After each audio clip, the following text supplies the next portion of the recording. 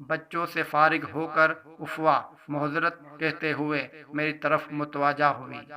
مشکل سے روکے ہوئے سوالات میں سے پہلا سوال پوچھا، آپ اتنے چھوٹے بچے کو وضو کیوں کرواتے ہیں؟ ان کا جواب سوچ کے نہیں جھٹ دینے والا تھا۔ کہنے لگی، بچہ سب کچھ اسی عمر میں سیکھتا ہے، اپنی شخصیت کی بنیادیں رکھتا ہے۔ اس عمر میں دیا جانے والا ہر تصور پختگی کے ساتھ بچے کی شخصیت میں پیوست ہو جاتا ہے۔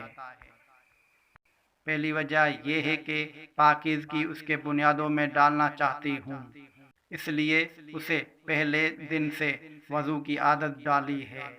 امید ہے آخری دم تک پاکی کے ساتھ رہے گا اور اس کے اعضاء وضو روز قیامت روشن ہوگی۔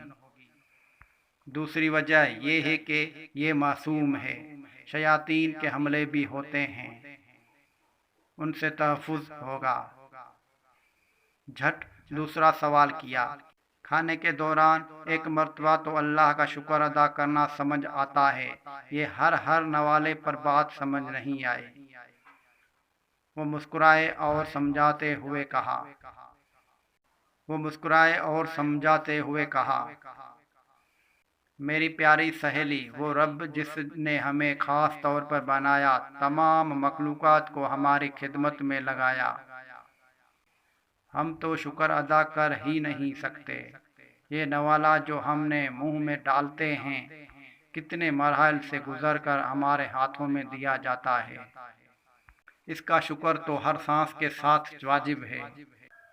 شکر کا احساس بچوں کے گھٹی میں ڈالنے کی کوشش کر رہی ہوں۔ اس نے اللہ کی دی نعمتوں کا ایسا تذکرہ کیا کہ سر شرم سے جھک گیا۔ ہم ایک شکایتی ماحول میں پلنے والے لوگ ہیں، آپس میں ایک دوسرے سے تو نوالا رہتے ہی ہے، رب سے بھی شکوے شکایتوں ہی کا تعلق ہے۔ اولین تعلق شکر گزاری کا ہو، یہ ان سے سیکھا۔